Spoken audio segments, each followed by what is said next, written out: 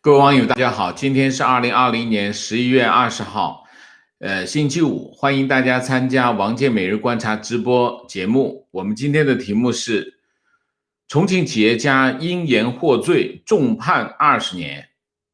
黑打潮起，黑打大家知道发生在重庆。那么这件事情我看了以后，我非常的愤怒，我必须讲一下啊。虽然我们已经是第3个节目了，但是我还是要讲，因为实在是太生气了。先说新闻，重庆市第一中级法院11月20日裁定，重庆民企老板李怀庆煽动颠覆国家政权、诈骗、敲诈勒索、非法拘禁罪名成立，判处有期徒刑20年。剥夺政治权利3年，名下资产全部冻结啊。那么我每次看见这个剥夺政治权利3年，我就心里就在想，好像我们有政治权利似的，还剥夺3年，不是终身剥夺吗？54岁的李怀庆是重庆本地人，被捕前呢是重庆富华典当公司的老板。典当公司呢就是小额贷款类似这样啊。那么他的8名员工也被判处徒刑判处了4年到16年不等啊。这件事情是从2018年开始，1月31号，重庆警方突然以涉黑的罪名把李怀庆刑拘同年2月，他名下的公司，他太太、他妻子包艳以及和本案完全无关的他的姐姐资产账户包括现金、房产总值人民币上亿元，被重庆警方以打黑的名义冻结这是一个。然后呢，重庆检察院之后就是2018年4月。又将这个李怀庆的罪名从这个涉黑换成了什么呢？涉嫌煽动颠覆国家政权说他什么呢？说他2017年10月到2018年1月期间7次在微信里面以这个造谣诽谤方式煽动这个颠覆国家政权，包括转发了红四方面军在四川杀人100万的文章，以及转发道义抗争、暴力革命等字眼的录音属于违法行为。然后在这长达2年多的拘押过程当中，李怀庆的律师和他的家属，就他太太，从来没收到过任何他的这个逮捕的通知和文件说明，什么东西都不给你那么宣判之后，这个李怀庆的太太包艳和李怀庆见了个面包艳出来就说，他说我们就是聊了一下我说我先生非常平和，他说给他打的这些罪名，特别是煽动罪，是他的荣誉。包艳说，他说所谓的煽动罪就是微信转发给他儿子的私信还有他朋友之间的一些聊天私下的聊天然后他们就拿来做证据大家记住，微信上面是很危险的说他煽动颠覆国家政权，你说荒唐不荒唐？然后他的代理律师叫黄礼黄礼对这个重庆法院的裁决，他这么说，他说我完全无语我只能这么说，我无法解释现行法律的这个认定，我只能无语那么目前李怀庆被拘押在这个重庆北江看守所那么关于李怀庆的案子现在外面有很多传言有说是什么呢？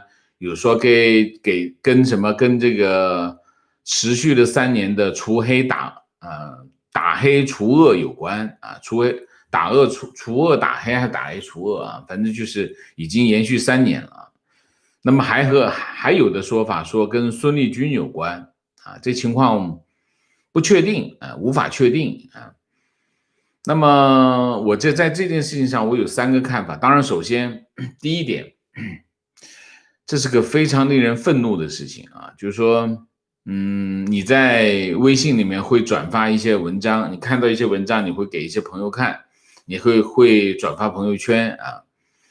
那么就算你写了文章啊，你就颠覆国家了吗？颠覆国家政权了吗？这国家政权也太脆弱了啊！而且判别人20年，20年是什么概念啊？那我有3个看法，所以我今天必须讲这个案子啊。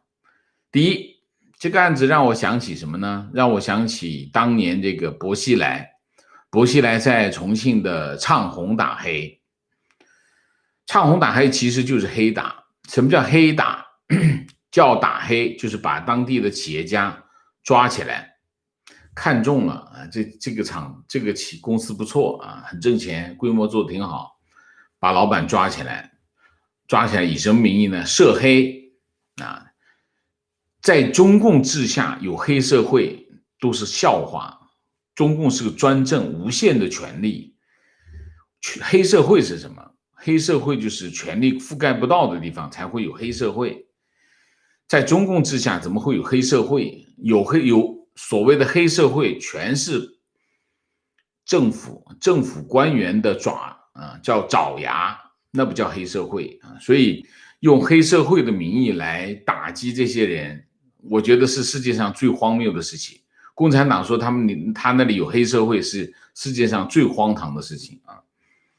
那他就把这个企业的老板抓来说他是黑社会，然后就干什么？目标是干嘛？目标就是侵吞他的资产，把他的资产给夺了。就是在薄熙来在重庆唱红打黑，其实干的事情就是干这件事情啊，干这件事情。你现在看啊，李怀庆的案子跟当年这个薄熙来的时代唱红打黑，我们不说唱红打黑这件事情是一模一样啊。所以其实发生在中共治下的这种各种丑恶的事情，它会不断的循环啊。为什么？因为这些丑恶的事情他们自己干的啊。这是第一个。第二个，把微信的私下聊天当作颠覆政权罪，这种事情只发生在2个时代。第一个时代，封建王朝的文字狱啊，清朝很厉害，明朝也很厉害啊，就是说越靠近我们的时代越厉害，就是封建王朝的文字狱啊，就干过，就是这么干的啊，这是第一个。第二个，文革时代的文字狱也很厉害啊，非常厉害，我就亲身经历过，就是我父母单位里面，就是写的墙上所谓的反标啊，就是大家年纪大一点的人都知道什么叫反标啊，这就是典型的文字狱啊。这是第2条。第3条，这个案子再次展示了一个企业家或者一个私营企业的老板在中共治下的危险处境。什么处境？5不保。哪5不保？没有政治保证，没有政治的保障，没有政策的保障，没有制度的保障，没有财产的保障，也没有人身的保障，就是这样啊。那么这个案子我想起了今年发生的另外2起案子。第一起案子就是9月22号，北京市第2中级人民法院对任志强案公开宣判啊，判任志强贪污罪、受贿罪、挪用公款罪、国有公司人员滥用职权罪，判了多少年？18年，罚420万啊，原起啊。为什么？因为今年的2月，网上流传一篇文章，这篇文章的题目叫《人民的生命被病毒和体制的重病共同伤害》这个标题啊，这篇文章呢，据说是任志强写的啊。那么这篇文章主要是批评什么？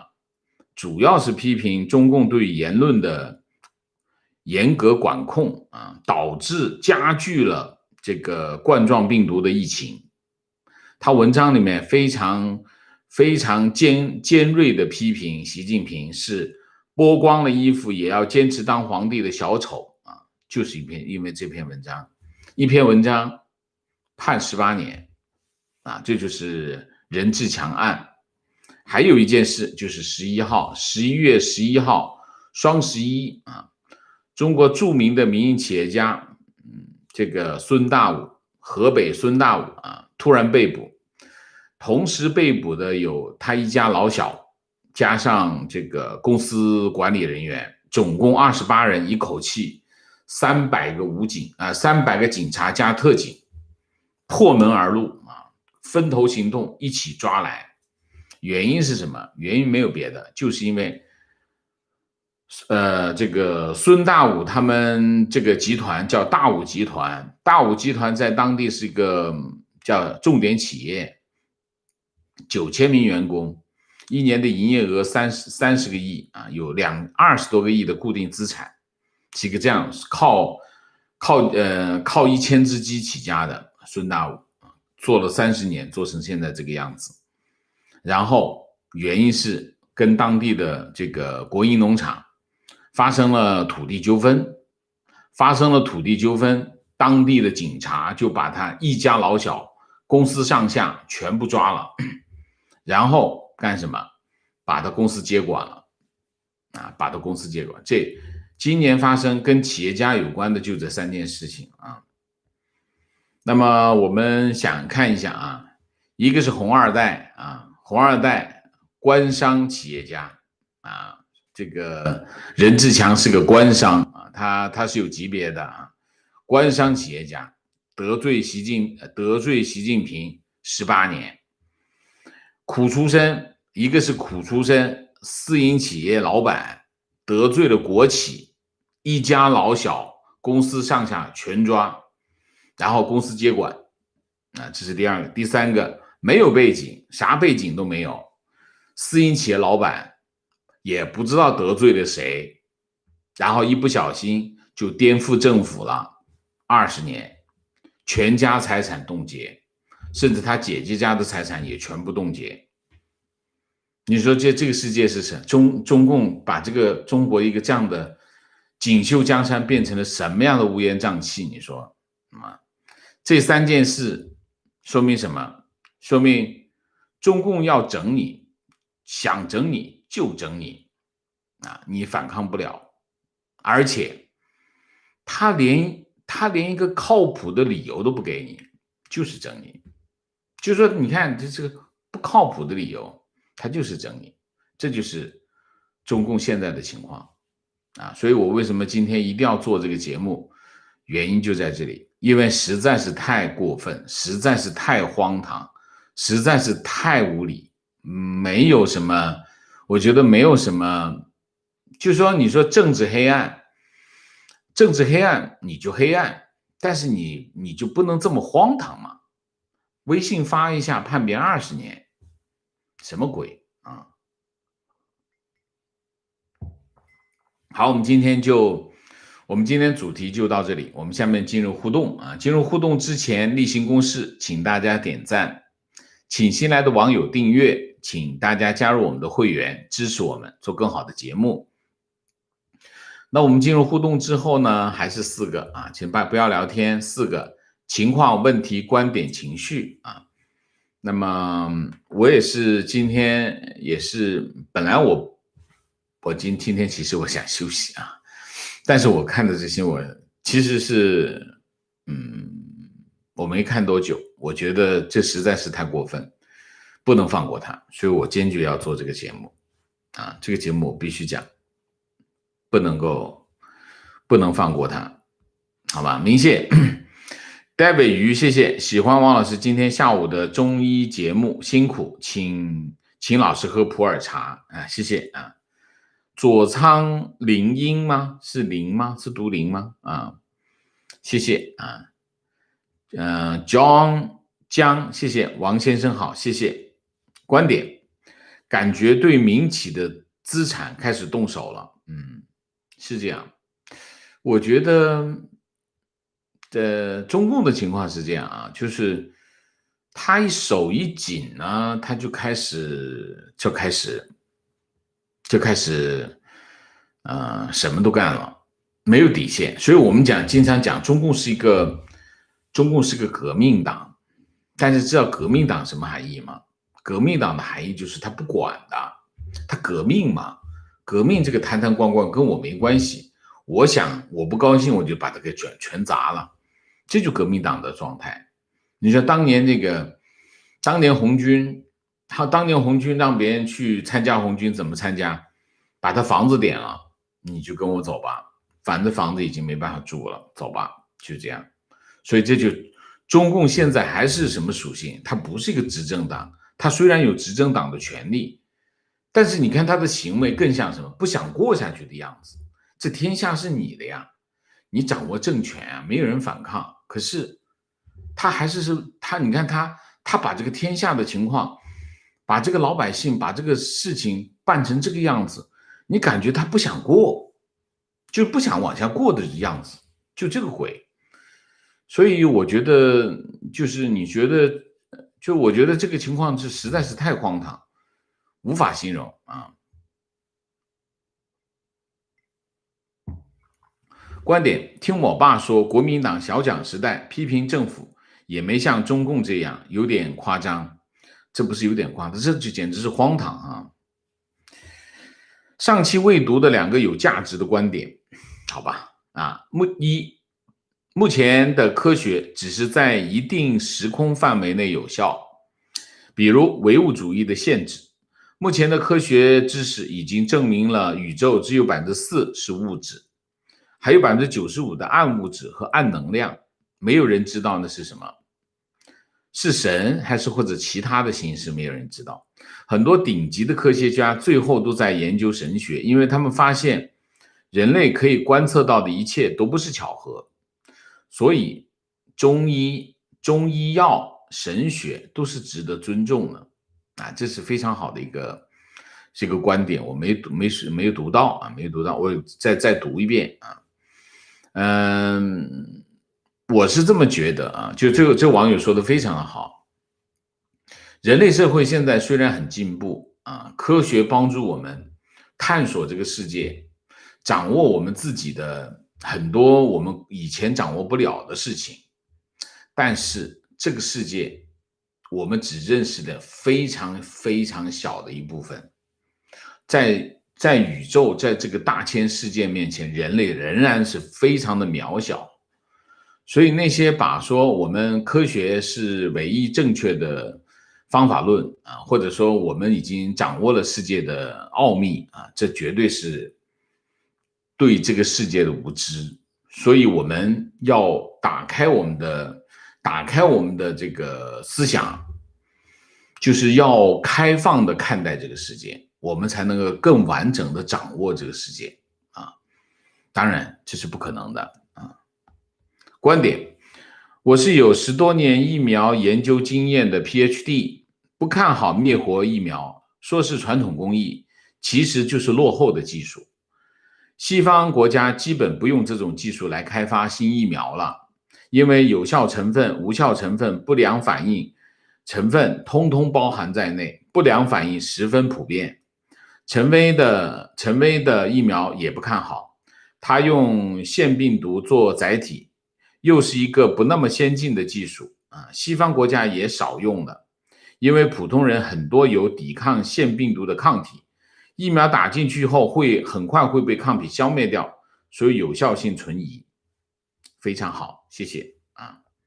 好，观点：CCP 一出生就是土匪，打土豪分田地，名字就是要共产，荒唐事情已经罄竹难书，非常对。所以荒唐的事情在中共那里真的是好像已经很稀松平常啊。观点：天下是一个人的，所以其他人都是奴才，奴才只有攒足了钱转移到海外才能翻身。我曾经在一个群里面啊，以前在一个群里面，后来这个群里面都是我的一些朋友啊，一些同学啊，蛮大的一个群啊。后来当然这里面有很多的官员啊，那有一天把我惹火了，就是里面的人在痛骂香港人，香港人反抗。我印象中好像是战中骂的真的难听啊，就是我难以想象那是我的同学骂出来的话。我后来在群里面发了一段话，我说是这样，我说其实都是奴才，在中国只有一个人是主子，除了这一个主子之外都是奴才，千万别误会了，以为自己是主子啊，然后我就退群了啊，那这翻了天了。后来我同学给我打电话告诉我，他说我那句话我退了以后，那句话就翻了天了啊，真的都是这样，就其实都是奴才，只有一个主子。在这种体制之下，帝制大家要知道一个帝制是什么？帝制就是只有一个是主子，其他都是奴才，只是不同的，就是我们有点像看什么，就说那个有棵树上面全是猴子，爬满了猴子，从下面往上看全是屁股，从上面往下看全是笑脸，这就是帝制的结果啊。观点与提问 ：CCP 的恶罄竹难书，我已经骂到累了。王老师会不会有时也会有这种感觉？有时真的好气，怎么样调试心情？骂完还气吗？我骂完，我骂就是为了让自己撒气，所以我骂完了以后我就不大气了啊。明谢啊，80后带娃路，带娃太辛苦，请王老师喝 IPA。好，谢谢 IPA， 我不敢喝啊，我怕尿酸啊。李云平，谢谢王老师啊。魏晨，谢谢啊。吴 Stella， 谢谢。好，我们今天的节目就到这里，感谢大家的参与，我们下个节目再见。